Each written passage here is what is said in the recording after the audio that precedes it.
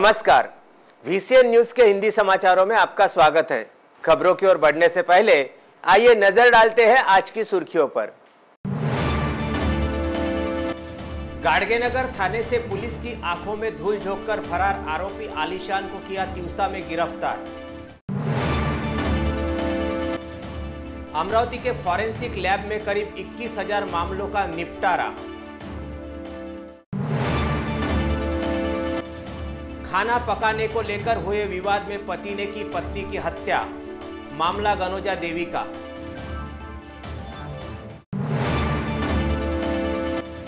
विधायक डॉक्टर सुनील देशमुख को 9,000 रुपए का झांसा देने वाला आरोपी उत्तरांचल के ऋषिकेश से गिरफ्तार। अपराध शाखा के 2 पुलिसियों की जांच रिपोर्ट शनिवार तक पुलिस आयुक्त को पहुंचने के आसार। और खामगांव में एंटी करप्शन ब्यूरो का छापा, 20,000 रुपए लेते रंगे हाथ किया गिरफ्तार।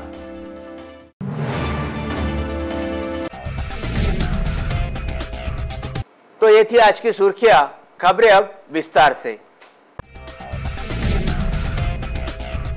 सरकारी कार्यालयों में बगैर रिश्वत के अब कोई काम संभव ही नहीं रह गया है। जिसमें भूमि अभिलेख जैसे कार्यालय में तो अपने कार्यालयीन काम से आने वालों की चप्पलें घिस जाती है, लेकिन ज़रूरतमंद जब तक यहाँ आर्थिक व्यवहार नहीं करता उसका काम ही नहीं पूरा होता है। ऐसा ही एक मामला खामगांव से सामने आया है, जहाँ भूमि अभिलेख कार्यालय के उपाधीक्षक को 20,000 रुपये की रिश्वत लेते ACB की टीम ने रंगे हाथों धर दबोचा है। प्राप्त जानकारी के अनुसार शिकायतकर्ता युवक का खामगांव भूमि अभिलेख कार्यालय में 19 गुंठे जमीन का गलत अहवाल सुधारकर उसे वरिष्ठों को भेजने के लिए आरोपी उप अधीक्षक वंदन विठल जाधव ने शिकायतकर्ता से 20,000 रुपये मांगे थे, जिसकी शिकायत पर एंटी करप्शन की टीम ने वंदन जाधव को जाल बिछाकर उसके ही कार्यालय से गिरफ्तार किया। उपरोक्त कार्यवाही ACB के अधीक्षक श्रीकांत घिवरे के मार्गदर्शन में उप अधीक्षक शैलेश जाधव, निरीक्षक MB भाईक, सिपाही संजय शेरके, समीर शेख, विजय वारुले ने की है। बीते गुरुवार की शाम लगभग 7 बजे के आसपास गाड़गेनगर थाने में उस समय हड़कंप मच गया था, जब पप्पू बॉडी बिल्डर उर्फ नावेद हत्याकांड मामले में जमानत पर रिहा हुआ आरोपी आलीशान अहमद मोहम्मद फारूक को अपराध शाखा पुलिस ने अदालत परिसर से गिरफ्तार कर गाड़गेनगर पुलिस को सौंपा था, जिसके पास से एक चाइना चाकू जब्त किया गया था। यह आरोपी थाने में हथकड़ी सहित उपस्थित रहने के दौरान मौका पाकर अपना हाथ हथकड़ी से निकालकर फरार होने में कामयाब हो गया था। इस घटना के बाद गाड़गेनगर थाने में अफरा तफरी का माहौल बन गया था। थाने में मौजूद हर कर्मचारी आलीशान अहमद की तलाश में जुट गया था। तत्काल इस घटना की जानकारी ड्यूटी अधिकारी ने अपने वरिष्ठों को दी, जिसके बाद शहर की हर सीमा पर नाकाबंदी भी की गई थी। तो वही देर रात तक आलीशान अहमद की गिरफ्तारी के लिए उसके घर सहित अन्य रिश्तेदारों के घर भी दबिश दी गई, लेकिन आलीशान अहमद कहीं भी पुलिस के हाथ नहीं लग पा रहा था। तो दूसरी ओर ड्यूटी अधिकारी सहित अन्य पुलिसकर्मी भी आरोपी आलीशान के फरार होने पर उसके हर संभावित ठिकानों पर दबिश दे रहे थे, जहां उसके मिलने की संभावना थी। इसी बीच उपनिरीक्षक को यह जानकारी मिली थी कि आलीशान अहमद तिउसा में कहीं छिपा है। उपरोक्त जानकारी के आधार पर तत्काल पुलिस टीम तिउसा के लिए रवाना हुई और तड़के 4 बजे उसे तिउसा से गिरफ्तार किया गया। इस घटना से पुलिस प्रशासन में काफी हड़कंप मच गया था। शातिर दिमाग आलीशान गाड़गेनगर पुलिस की कस्टडी से चकमा देकर फरार होने की जानकारी वरिष्ठों तक जब पहुंची थी, इस मामले में पुलिस आयुक्त दत्तात्रेय मंडलिक ने जांच करने और इसका अहवाल भी मंगाया है। संभवतः इस मामले में कुछ अधिकारी तथा कर्मचारियों पर कार्यवाही की गाज गिर सकती है। विवाह के साथ फेरे लेते हुए हर सुख दुख में साथ रहने तथा जीवन भर अपनी पत्नी की रक्षा करने का दायित्व निभाने वाले एक पति ने मात्र भोजन पकाने के विवाद में अपनी पत्नी को मौत के घाट उतार दिया। इस घटना को अंजाम देने वाले क्रूरकर्मा पति का नाम वासुदेव रामाजी गणवीर बताया गया है, जबकि मृतक महिला जो वासुदेव की पत्नी है उसका नाम आशा गणवीर बताया गया है। दिल दहला देने वाली इस घटना की प्रत्यक्षदर्शी मृतक आशा एवं वासुदेव की बेटी प्रणाली ने इस घटना की शिकायत भातकुली थाने में दर्ज कराई है। प्राप्त जानकारी के अनुसार भातकुली थाना क्षेत्र के ग्राम गनोजा देवी में गणवीर परिवार रहता है, जिसके मुखिया वासुदेव गणवीर पेशे से खेतीदार मजदूर।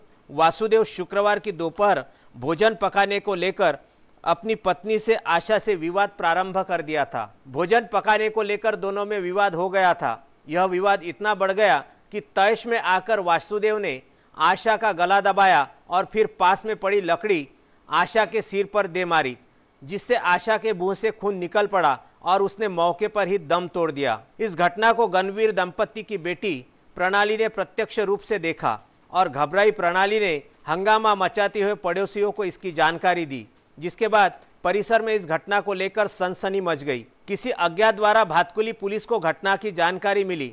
गणवीर दंपत्ति की बेटी प्रणाली की शिकायत के बाद हत्या के आरोप में वासुदेव गणवीर को गिरफ्तार किया गया। इस तरह एक सुखी संसार में मात्र भोजन पकाने के मामूली विवाद में 2 पल के आक्रोश ने पूरे परिवार को तहस नहस कर दिया।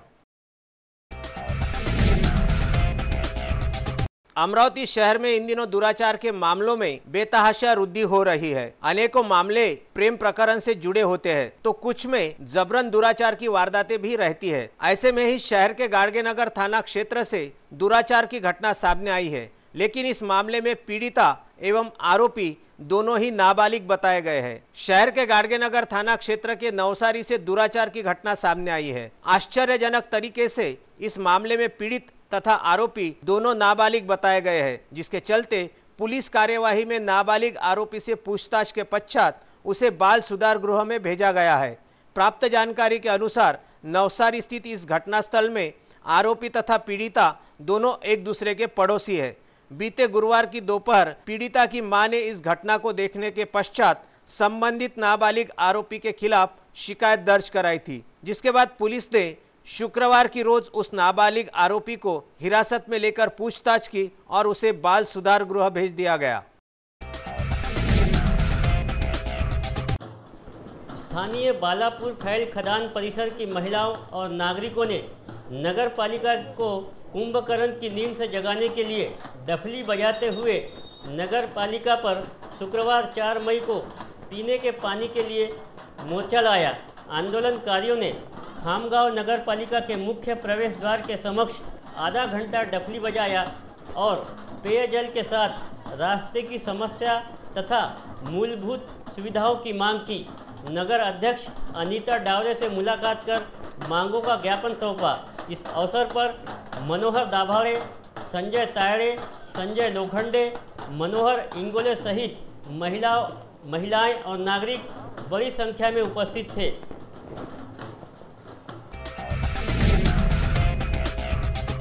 विगत कुछ दिनों पूर्व फ्रेजरपुरा थाना क्षेत्र के विजय मंडले नामक युवक ने अपराध शाखा के 2 कर्मियों द्वारा जबरन पैसे मांगने का आरोप लगाते हुए एक शिकायत पुलिस आयुक्त से की थी, जिसकी जांच करने के आदेश फ्रेजरपुरा के थानेदार आसाराम चोरमले को दिए गए थे। बताया जाता है कि इस मामले को लेकर पुलिस आयुक्त ने थानेदार चोरमले को पहले विजय मंडले का बयान दर्ज करने और फिर अपराध शाखा के उन दोनों कर्मचारियों के बयान दर्ज कर जांच अहवाल शनिवार तक उनके समक्ष पेश करने के आदेश दिए हैं, जिससे अब इस मामले में जल्द ही कुछ कार्यवाही के आसार नजर आ रहे हैं। गौरतलब है कि फ्रेजरपुरा निवासी विजय मंडले द्वारा युवा स्वाभिमान के लेटर हेड पर दी गई शिकायत में अपराध शाखा के 2 कर्मचारियों पर यह आरोप लगाया गया है। उपरोक्त दोनों सिपाही अक्सर उनके घर आकर वर्ली मटका चलाने का आरोप लगाते हुए पैसे की मांग करते हैं और उसकी गैर मौजूदगी में भी घर की महिलाओं से पैसे मांगने एवं धमकाने की बात कहते हैं। शिकायत की गंभीरता को देखते हुए पुलिस आयुक्त दत्तात्रेय मंडलिक ने जांच के आदेश दिए थे। साथ ही साथ फ्रेजरपुरा में एक और चर्चा ये भी चल रही है कि संजय नामक एक युवक जो किसी आमदार के एक पार्टी का कार्यकर्ता बताया जाता है, वो विजय मंडले का वर्ली मटका में पार्टनर होने की चर्चा एक तरफ जोर पकड़ रही है, वहीं दूसरी ओर विधायक के फोन से पुलिस आयुक्त से बातचीत भी काफी गरमाई बताई जाती है। विधान परिषद के स्थानीय प्राधिकारी मतदार संघ के द्विवार्षिक चुनाव 2018 अंतर्गत अमरावती मतदार संघ की अंतिम मतदाता सूची प्रसिद्ध की गई है, जिसके अनुसार 479 मतदाता अपने मताधिकार का उपयोग करेंगे। मनपा जिला परिषद, नगर पंचायत इन स्थानिक प्राधिकरण के नाम निर्देशित सदस्य, स्वीकृत सदस्य, पदसिद्ध सदस्यों की सूची महापालिका, जिला परिषद, नगर पंचायत के कार्यालयों में मतदाताओं को देखने के लिए उपलब्ध है। ऐसी जानकारी चुनाव अधिकारी शरद पाटिल ने दी है। इस सूची में मनपा के 92 सदस्य, जिला परिषद के 59 सदस्य, पंचायत समिति के 14, नगर परिषद के 249 तथा नगर पंचायत के 75 ऐसे कुल 489 सदस्य मतदाता है। चुनाव के लिए दाखिल निवेदन की जांच शुक्रवार को जिलाधीश की उपस्थिति में पूरी की गई। भाजपा से प्रवीण पोटे पाटिल तथा कांग्रेस से अनिल माधोगड़िया के निवेदन वैध बताए गए हैं। नामांकन वापसी 7 मई की दोपहर 3 बजे तक ली जाएंगी। 21 मई की सुबह 8 से दोपहर 4 बजे तक मतदान होगा।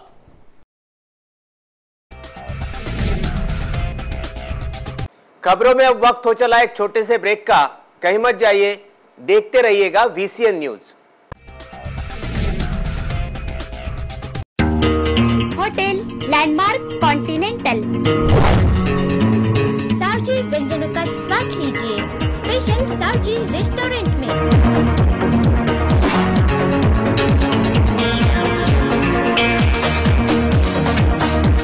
DJ party hall, AC rooms, अपने चहेतों के लिए खास बर्थडे हॉल एवं मैरिज लॉन, खास फैमिली के लिए family garden. Hotel Landmark Continental luxurious business hotel, Akola road, old Naka, Badnera, Amravati. Break के बाद एक बार फिर से आपका स्वागत है। देखते हैं कुछ अन्य खबरें विस्तार से। राज्य के कोषागार कर्मचारियों की विविध प्रलंबित मांगों के संदर्भ में शासन के दरबार में बार बार आवश्यक दस्तावेजों की पूर्ति किए जाने के बावजूद शासन की ओर से कर्मचारियों की न्याय मांगों के संदर्भ में किसी प्रकार का निर्णय नहीं लिया गया, जिसके चलते कोषागार कर्मचारी संगठन द्वारा 3 एवं 4 मई को राज्य भर में सामूहिक अवकाश आंदोलन जिला कचहरी पर किया गया, जिसके लिए नियमानुसार शासन को नोटिस भी दी गई थी। इस संदर्भ में बताया गया कि वर्ष 2008 से कोषागार कर्मचारी भर्ती प्रक्रिया में नए नियम लागू किए गए हैं, जिसके अनुसार भरती हुए कर्मचारियों को पदोन्नति का मौका उपलब्ध ही नहीं है। शासन स्तरावर वेळोवेळी पाठपुरावा करून सुद्धा आमच्या कुठल्याही मागण्या मंजूर करण्यात येत नाही। त्यानिमित्त आम्ही हा निर्णय घेतलेला आहे। 2 दिवसाचा रजा आंदोलन पूर्ण महाराष्ट्रभर सुरू आहे। लेखालिपिक ते उपलेखापाल या संवर्गात पदोन्नती संदर्भात आमचा प्रस्ताव आहे। त्याचं जे प्रमाण आहे, पदोन्नतीकरता संधी उपलब्ध नसल्यामुळे त्याचं प्रमाण 50-50% व्हावे, जेणेकरून कनिष्ठ लिपिक हा डायरेक्ट उपलेखापाल पदावर जाईल, त्या दृष्टीनं मागणी आहे। त्यानंतर जे 2008 पासून जे नियम शासनाने तयार करून ठेवलेले आहे नवीन संवर्गाकरता, तर ते रूल हे लेखालिपिक व कनिष्ठ लेखापाल या संवर्गासाठी अन्यायकारक आहे। ऐसी अन्यायकारक भर्ती नियमावली की गलतियां दूर की जाए तथा उपलेखापाल को 50-50% पदोन्नति की मान्यता दी गई है, जिस पर अभी तक निर्णय नहीं लिया गया है। ऐसी अनेक मांगों को लेकर यह आंदोलन किया गया। इस आंदोलन में महाराष्ट्र राज्य लेखा एवं कोषागार कर्मचारी संगठन के सैकड़ों पदाधिकारी एवं कार्यकर्ता मौजूद थे। पानी फाउंडेशन के माध्यम से प्रशिक्षण प्राप्त एकलारा बालोदा के मजदूर प्रमोद श्रीकृष्ण घोड़े की लड़की के पीठ के मनके की तकलीफ, जिस कारण पीठ दिन ब दिन टेढ़ी मेढ़ी हो जाने के कारण वैद्यकीय अधिकारी के मशवरे अनुसार पीठ पर शस्त्रक्रिया करना जरूरी हो जाने से शस्त्रक्रिया की तारीख एवं समय भी निश्चित हो गया था। लेकिन प्रमोद धुड़े ने अपनी लड़की के पीठ के मनके की शस्त्रक्रिया के लिए अस्पताल में भर्ती न कर अपनी लड़की को एकलारा बानोदा गांव में ले आया श्रमदान कर, कुछ धन दान, कुछ अन्नदान कर तथा कुछ तांत्रिक मदद कर सहयोग करते हैं। ऐसा ही एकलारा बालोदा गांव के एक व्यक्ति का सहयोग बहुत ही प्रेरणादायी है। उस व्यक्ति ने पानी फाउंडेशन के प्रशिक्षण प्राप्त करने पर उन्होंने क्या त्याग दिया। 8 तारीख से सभी के साथ रोजाना परिवार सहित श्रमदान करता परिवार के पुरुष होने से परिवार का सब खर्च निर्भर है, जिस कारण दिन में मजदूरी कर रात में श्रमदान करता है। योगदान में सही में बहुत ही सराहनीय है। वह प्रसिद्धि से दूर है। आज ही समय नहीं गया, यह ऑप्शन हमें पर्दा खत्म होने तक है, तब यह कैसे करते आएगा के लिए बुद्धिजीवी नागरिकों के साथ पानी फाउंडेशन के अभियान को चलाने वाले अधिकारी, प्रशासकीय अधिकारी को प्रमोद धुड़े कौन और उसके त्याग का ज्ञान भी है अथवा नहीं, खुद की लड़की के ऑपरेशन को रद्द कर पानी फाउंडेशन के काम को प्राधान्य देना, ऐसा त्याग, ऐसी कुर्बानी देने वाला कोई आदमी दुनिया में शायद ही दिखाई देने को दे। खामगांव प्रतिनिधि मोहम्मद फारूक की ये रिपोर्ट।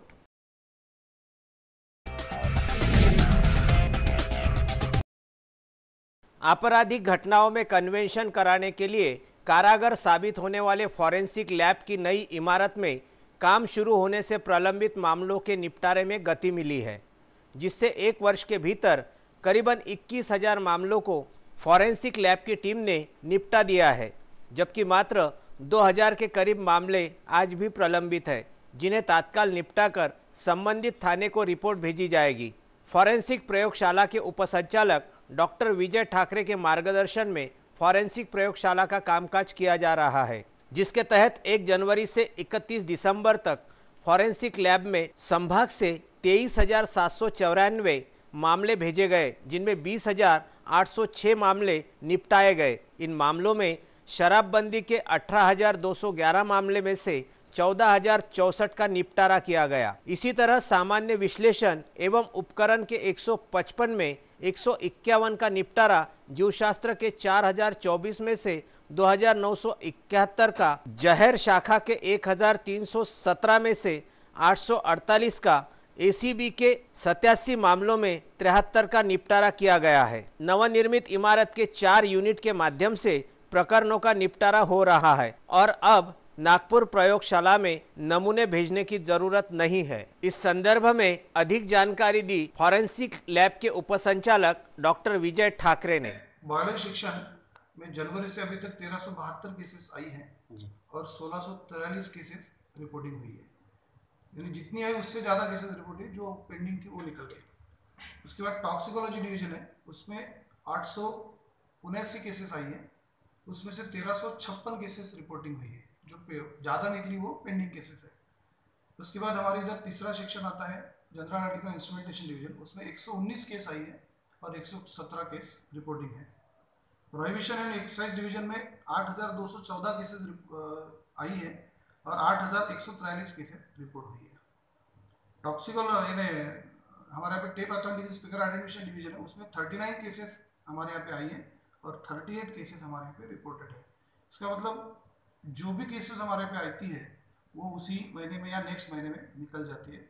हमारे यहाँ पे टोटल 5 डिवीजन है, उसमें से यम सेक्शन है, प्रोहिबिशन है, देन टॉक्सिकोलॉजी, इसका तो पेंडिंग करीबन नील होते आ गया, पेंडिंग ये नहीं। बाकी बायोलॉजी डिवीजन में जो है वो शायद पेंडिंग जो है भी है 1-1.5 महीने के लिए 400-500 केसेस की, वो जून तक वो भी।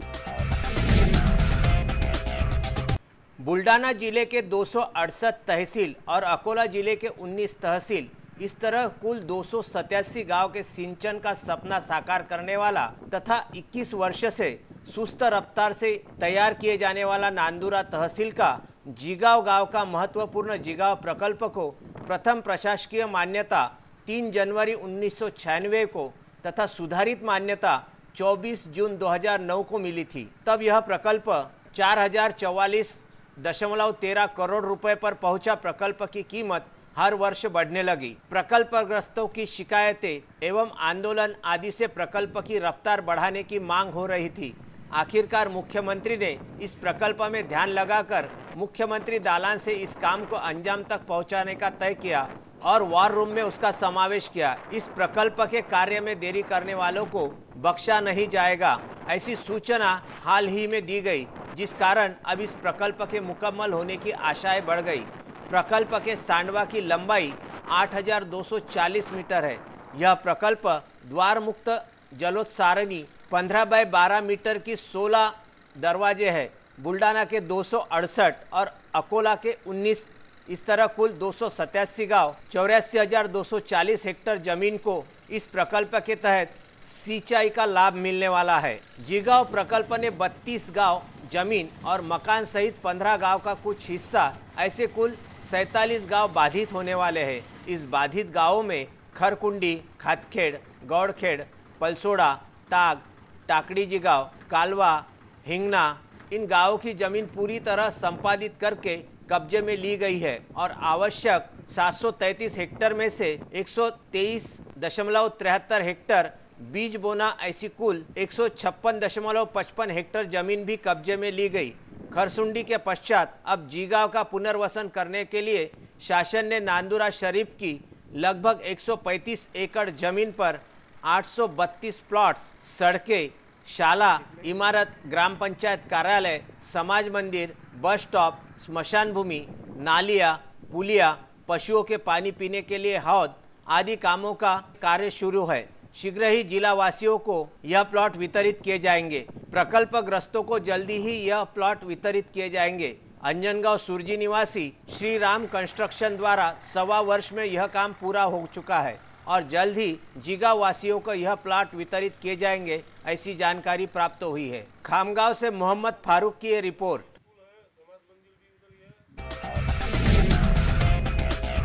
विगत 1 मई को जिले के अचलपुर से सरकारी एम्बुलेंस में लाकर जिला सामान्य अस्पताल में भर्ती किए गए 50 वर्षीय वृद्ध की बीते गुरुवार को मौत हो गई थी। बताया जाता है कि उस वृद्ध के सिर में जख्म थे। इस अवधि में ना ही अचलपुर पुलिस थाने में और ना ही आसपास के किसी पुलिस थाने में किसी वृद्ध के गुमशुदगी की शिकायत दर्ज की गई है, जिसके चलते इस बेवारस वृद्ध के शव को जिला सामान्य अस्पताल के शवागार में रखा गया है। शव के हाथ में आर तथा जानराव अंकित है। पुलिस से संपर्क करने का आह्वान पुलिस प्रशासन द्वारा किया गया है। बुल्डाना जिले के इलेक्ट्रॉनिक न्यूज चैनल में काम करने वाले पत्रकारों के टीवी जर्नलिस्ट एसोसिएशन बुल्डाना जिले की बैठक सरकारी विश्राम गृह खामगांव में बीते 1 मई को संपन्न हुई। इस बैठक में संगठन के पहले समिति का 2.5 वर्ष का कार्यकाल समाप्त होने पर इसे बर्खास्त कर नए कार्यकारिणी की घोषणा की गई, जिसमें महाराष्ट्र वन के जिला प्रतिनिधि अमोल गावंडे को जिलाध्यक्ष पद पर तथा टीवी 9 के जिला प्रतिनिधि गणेश सोलंके को सचिव पद पर नियुक्त किया गया। टीव्ही जर्नलिस्ट असोसिएशन बुलढाणा ची बैठक आज खामगाव येथील विश्रामगृहावर पार पडली। या बैठकीला संस्थापक अध्यक्ष राहुलभाऊ पोहरकर, ज्येष्ठ सल्लागार जितूभाऊ कायस्थ, ज्ञानभाऊ कुलकर्णी, फारुक सर यांच्यासह जिल्ह्यातील सर्व माध्यमांचे इलेक्ट्रॉनिक्स माध्यमांचे प्रतिनिधी उपस्थित होते। या बैठकीमध्ये जिल्हाध्यक्ष म्हणून महाराष्ट्र वनचे जिल्हा प्रतिनिधी अमोल गावंडे यांची नियुक्ती करण्यात आली आहे सर्वानुमते आणि लवकरच त्यांनी जिल्हा कार्यकारिणी सुद्धा जाहीर केली आहे। लवकरच संघटनेच्या माध्यमातून विविध उपक्रम राबवण्यात येतील। आज खामगाव येथे बुलढाणा टीव्ही जर्नलिस्ट संघटना असोसिएशनची मीटिंग संपन्न झाली। या मीटिंगमध्ये जिल्ह्यातील सर्व पत्रकार इलेक्ट्रॉनिक मीडिया सहभागी झाले होते। या मीटिंगमध्ये सर्वानुमते माझी अध्यक्षपदी निवड करण्यात आली आणि पुढील जो कार्यकाळ माझा 2 वर्ष राहील, या कार्यकाळामध्ये जी पत्रकारांच्या समस्या आहे या सर्व समस्या सोडवण्यासाठी व त्यांना न्याय देण्यासाठी मी प्रयत्न करीन। बुल्डाना जिले के टीवी जर्नलिस्ट एसोसिएशन के पदाधिकारियों का कार्यकाल पूरा होने पर गत 1 मई को नए कार्यकारिणी की सर्वसम्मति से घोषणा की गई। संगठना सभा के अध्यक्ष पद पर संगठना के संस्थापक अध्यक्ष राहुल पोहरकर तो जिला सलाहकार के रूप में गजानन कुलकर्णी की नियुक्ति की गई। कुछ दिनों पूर्व विधायक डॉक्टर सुनील देशमुख सहित राज्य के अन्य 2 विधायकों को किसी मजबूरी में फंसे रहने का झांसा देते हुए नकद राशि ठगने का मामला सामने आया था। इस मामले की पुष्टि खुद विधायक डॉक्टर सुनील देशमुख ने की थी, जिसकी शिकायत उनके पुत्र सत्यजीत ने साइबर अपराध थाने में दर्ज कराई थी।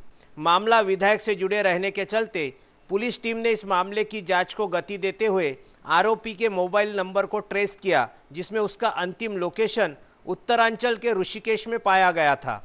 जांच में यह भी बात सामने आई थी कि विधायक डॉक्टर सुनील देशमुख को जिस महिला ने मजबूरी के नाम पर अपने अकाउंट में 9,000 रुपये जमा करने की मदद की गुहार लगाई थी, उस महिला का नाम नेहा बालकृष्ण शिंदे बताया गया है, जबकि इस महिला ने जो अकाउंट नंबर दिया था वह उत्तरांचल के ही किसी संदीप साजवन नामक युवक का था।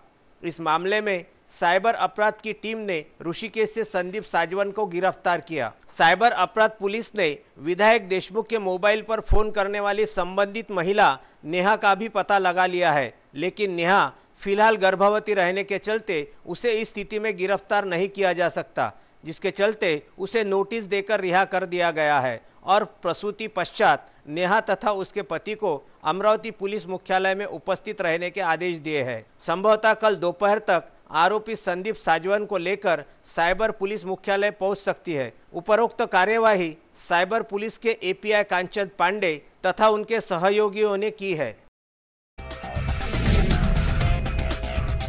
हिंदी समाचारों में आज के लिए बस इतना ही। विदर्भ से जुड़ी तमाम जानकारी जानने के लिए देखते रहिए विदर्भ का सर्वश्रेष्ठ न्यूज चैनल VCN न्यूज। नमस्कार।